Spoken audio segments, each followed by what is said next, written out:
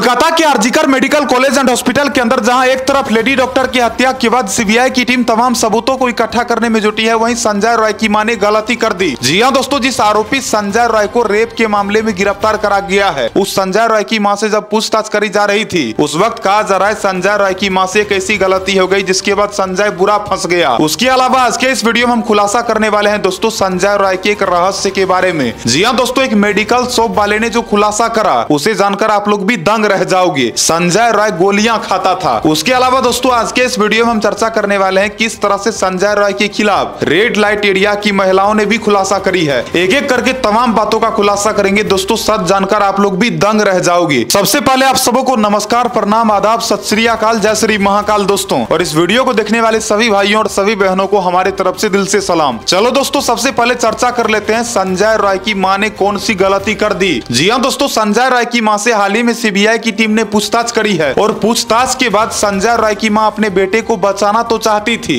लेकिन कहा गया है ना दोस्तों कि कभी कभी सही बोलने के चक्कर में भी गलत हो जाता है। संजय रॉय की मां ने अपने बयान में कुछ ऐसा बोल दी जिसके बाद सीबीआई की टीम को अब संजय रॉय के खिलाफ बड़ा सबूत हाथ लगने वाला है। आपको बता दूं, संजय रॉय के ऊपर आरोप है कि इसने ही इस लेडी डॉक्टर का बलात्कार करा फिर हत्या कर दिया, और आपको बता दूं संजय रॉय का पॉलीग्राफ टेस्ट भी हो चुका है। लेकिन इसी बीच दोस्तों जिस तरह से संजय रॉय के बारे में 3 खुलासे हुए हैं। पहला खुलासा तो यह हुआ कि इनकी माताजी का यह कहना है कि अपनी बीवी के कैंसर का इलाज करवा रहा था और इलाज करवाने के दौरान इसका सारा का सारा रुपया ही खत्म हो गया था। आपको जैसा कि मैंने वीडियो के जरिए बताया था कि संजय रॉय के बारे में कहा जाता है इसने 4 शादियां कर रखा था, 4 में से 3 पत्नियां लड़ाई झगड़ा के कारण इसे छोड़कर भाग गई।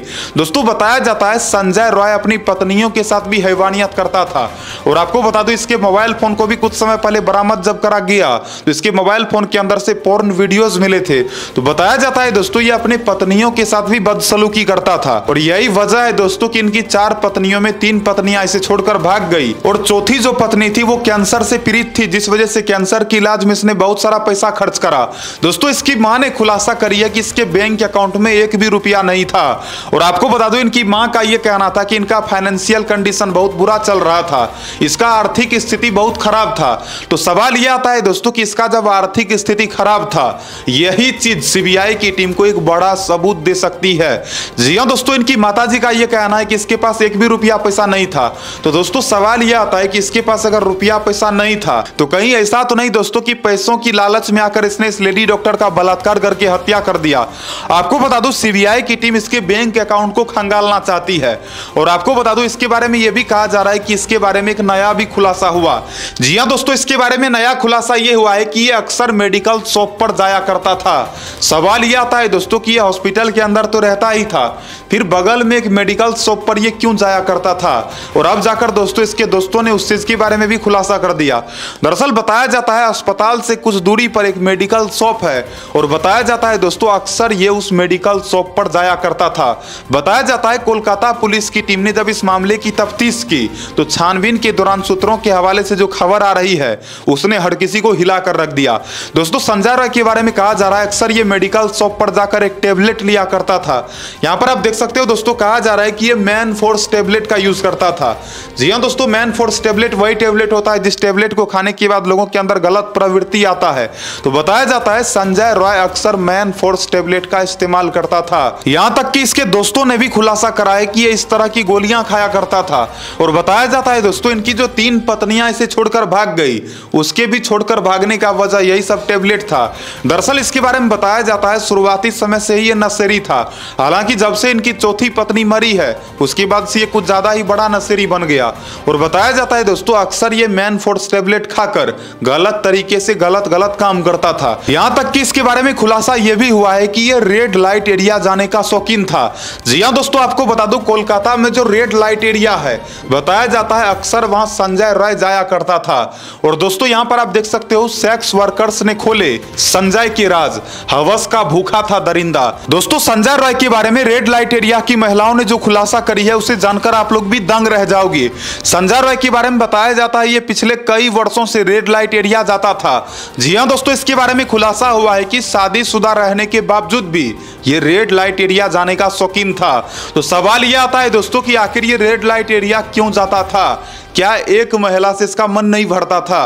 तो आपको बता दो इसके बारे में खुलासा ये हुआ है दोस्तों कि इसका मन ही गंदा था, इसका विचार ही शुरू से गंदा था और यही वजह है दोस्तों कि ये अलग अलग महिलाओं के साथ सोने का शौकीन था। लेकिन अब जाकर दोस्तों इसके बारे में जो नया नया खुलासा हुआ, जहां एक तरफ इनकी माताजी ने पुलिस वालों के सामने जो बयान दी है, उस बयान के बाद ये खुलासा हुआ कि इसके पास एक भी रुपया नहीं था। और दोस्तों अगर इसके पास एक भी रुपया नहीं था तो इससे साबित यही होता है कि इसने इस तरह का दरिंदगी करा है केवल और केवल रुपयों के लिए, केवल पैसा छापने के लिए ही इसने इस तरह का दरिंदगी करा है। वहीं आपको बता दूं बहुत सारे लोगों का यह भी मानना है कि इसे केवल मोहरा बनाया गया है, ये असली चेहरा नहीं है। दोस्तों अभी भी बहुत सारे लोगों का यह मानना है कि संजय रॉय केवल दिख रहा है, असल में जो कातिल है वो अब तक दिखा नहीं है। तो आपको बता दूं संजय रॉय जो कि अब तक सच उगलने को तैयार ही नहीं है। दोस्तों कई दफा सीबीआई की टीम ने इससे पूछताछ करके सच उगलवाने का प्रयास की है, लेकिन यह आरोपी पुलिस वालों के सामने, सीबीआई के सामने सच उगलना ही नहीं चाहता है। बहुत सारे लोगों को भरोसा इस बात का है कि संजय रॉय को बहुत कुछ पता है, लेकिन ये बताना नहीं चाहता है। तो दोस्तों सवाल यह आता है कि संजय रॉय के बारे में जिस तरह से इसके दोस्तों ने एक नया खुलासा करा, नया खुलासा यह करा कि ये मैन फोर्स टेबलेट का आदी था, मैन फोर्स टेबलेट का शौकीन था। तो इन सब बातों को मद्देनजर रखते हुए दोस्तों सवाल यह आता है कि क्या संजय रॉय ने उस रात टेबलेट खाया था, जिस रात इस लेडी डॉक्टर का बलात्कार करा गया था, क्या उस रात संजय रॉय ने टेबलेट खा करके ही ये सब करा? तो इस मामले में दोस्तों कहा जा रहा है कोलकाता पुलिस से लोग मांग कर रही है कि अच्छे से तफ्तीश होनी चाहिए। साथ ही साथ दोस्तों इसके दोस्तों ने जो खुलासा करा है, सूत्रों से जो जानकारी निकलकर सामने आई है कि हॉस्पिटल के बगल में एक मेडिकल शॉप था जहां पर अक्सर जाकर Sanjay Roy man force tablet खरीदा करता था। तो क्या सच में ये जाकर के इस तरह का हरकत करता था? क्या सच में ये जाकर टेबलेट खरीदता था? इस बारे में पता लगाना चाहिए और यह भी पता लगाना चाहिए कि 9 अगस्त की रात ये टेबलेट खाया था या फिर नहीं खाया था।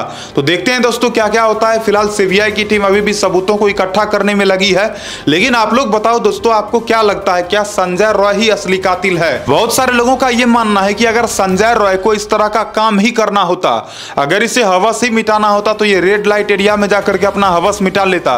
क्या जरूरी था हॉस्पिटल में आकर के एक लेडी डॉक्टर का बलात्कार करने का?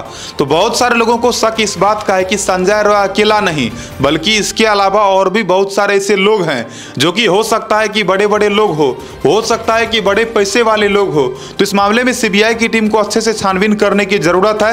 बाकी दोस्तों संजय रॉय के बारे में सूत्रों के हवाले से जो नया नया खुलासा हुआ, उन सब चीजों के बारे में मैंने चर्चा करा। अगर ये वीडियो आपको अच्छी लगी हो तो वीडियो को लाइक कीजिए और क्या आप चाहते हैं दोस्तों कि इस बेटी को इंसाफ मिलना चाहिए तो आप लोग कमेंट करके बताइए। बाकी इस वीडियो को ज्यादा से ज्यादा शेयर कीजिए। बाकी दोस्तों मैं आप लोगों से गुजारिश करना चाहूंगा, आप अपने परिवार के लोगों का हमेशा ध्यान रखें और आप अपने घर में लड़कों को समझाएं कि कभी भी गलत काम ना करें।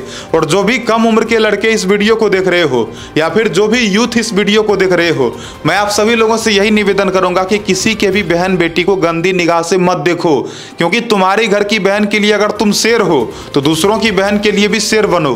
जय हिंद, राम राम सारे भाइयों को। देखता हूं क्या क्या खुलासा होता है, जो भी जानकारियां निकलकर सामने आएगी मैं आप लोगों को बताता रहूंगा। तो फिलहाल इस वीडियो में इतना ही, मिलता हूं अगले नई वीडियो में नई खबर के साथ।